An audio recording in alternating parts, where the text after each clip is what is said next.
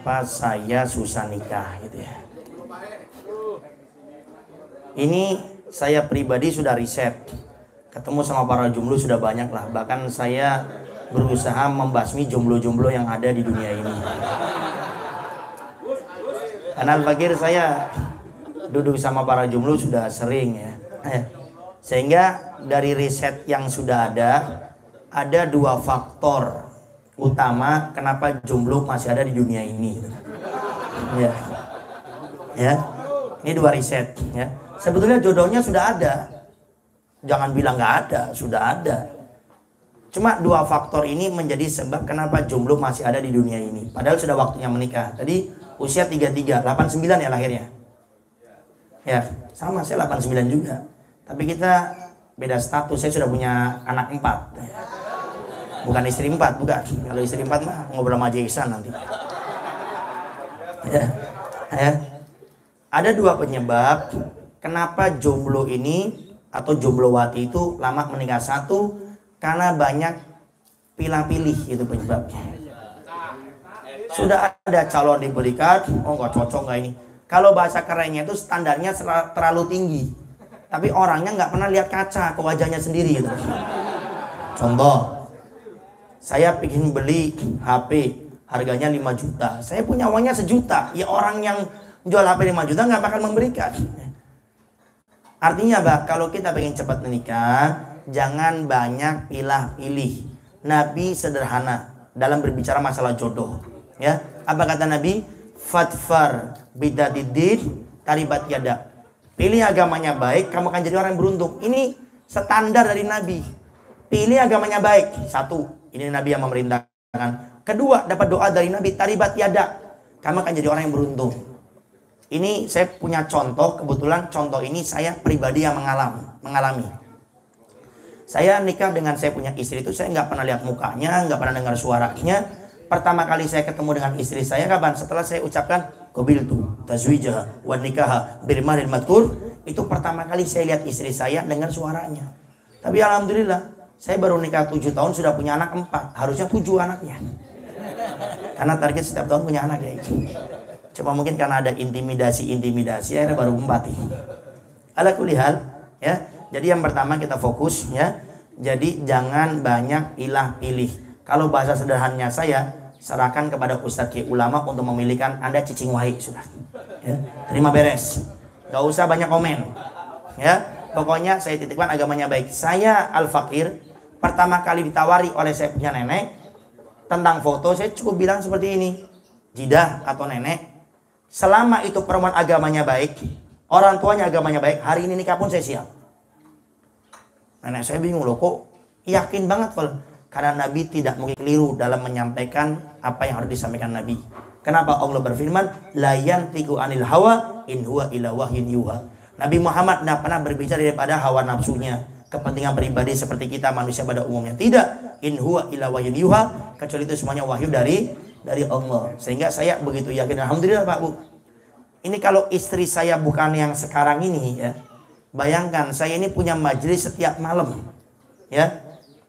30 malam majelis, 30 malam, 30 majelis. Bahkan sekarang maghribnya sudah mau full.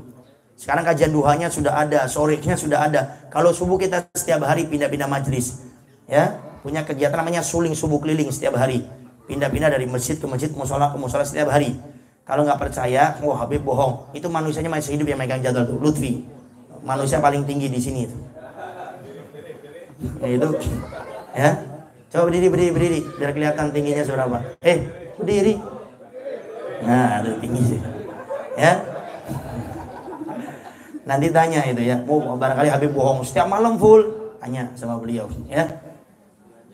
Istri Al-Fakir cuma bilang gini, Abi kalau buat dakwah nggak usah banyak mikir, kata beliau. Kalau buat dakwah tidak usah banyak mikir, silakan dakwah Abi. Tapi saya minta satu saja, kalau sudah di rumah yang maksimal untuk keluarga. Jadi kalau sudah di rumah kita kumpul sama istri, sama anak, main. Sekarang saya tanya orang yang paling sibuk di sini, datangkan ke sini orang paling sibuk. Datang ke sini kita ngobrol. Mana yang lebih sibuk antara Anda dengan saya? Kemudian Anda yang merasa tidak merasa sibuk, Anda dengan istri sebulan sekali bisa nggak makan berduaan?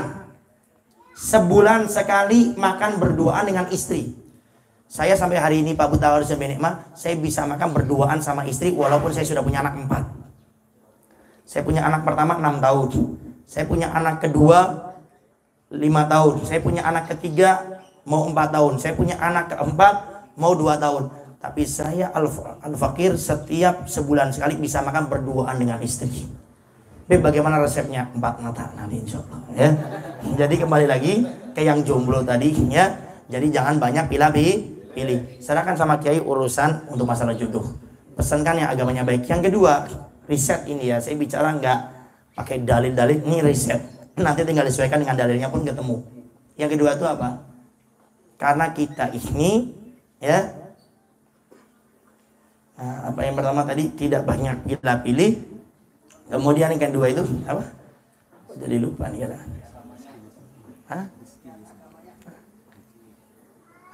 Yang pertama banyak pilih. Yang kedua banyak memikirkan sesuatu yang belum terjadi. Apa itu? Mikirin resepsi. Uangnya belum terkumpul, Beb, ininya ini. Makanya poin pertama dia ingat, cari agamanya baik, dia nggak bakal mikirin resepsi. Contoh ini yang saya tahu ya, Kita punya guru di Cirebon namanya Buya Yahya. Mana? Tahu? Dengar? Itu beliau itu waktu nikah itu sampai BSBS. Apa itu? Biaya sendiri-sendiri. Karena nikah di Hadromut di Akof, dinikahkan oleh Habib Abdullah Baharun waktu itu. Biaya sendiri-sendiri. Dikasih uang resepsi dengan orang tua Buya Yahya ini 50 juta. Buya bilang sama istrinya, ini kalau 50 juta kita pakai resepsi, hitungan jam habis. Tapi kalau 50 juta kita pakai dakwah, ini akan tetap ada. Maksudnya gimana? Kita beli mobil untuk dakwah. Nah itu loh. Jadi nggak usah banyak memikirkan sesuatu yang belum jadi. Tadi sudah dibahas. Saya tanya semuanya, jawab yang kompak. Yang ngatur rezeki kita tuh manusia atau Allah? Yang menentukan besar kecilnya rezeki kita manusia atau Allah? Sehingga nggak usah khawatir. Saya datang ke tempat ini, saya nggak bawa uang. Mungkin nanti pulang tiba-tiba Haji Ihsan bilang, Beb, ini Beb ada 10 juta buat Habib. Itu rezeki dari Allah. Kita tidak tahu. Saya ngasih contoh Haji Ihsan bukan karena Haji Ihsan terlambat, bukan. Ini yang belakang yang ngebosin biasanya nih. Nama? Ya, jadi intinya jangan banyak pilih-pilih, rezeki serahkan semuanya kepada Allah. Malu sama cacing di bawah nggak ada yang jualan, tapi cacing bisa sampai usia panjang sampai lebar-lebar. Burung terbang nggak ada pasar di atas, dalam keadaan lapar pulang kenyang bahkan bisa memberi makan anaknya. Wallahu a'lam bishawab.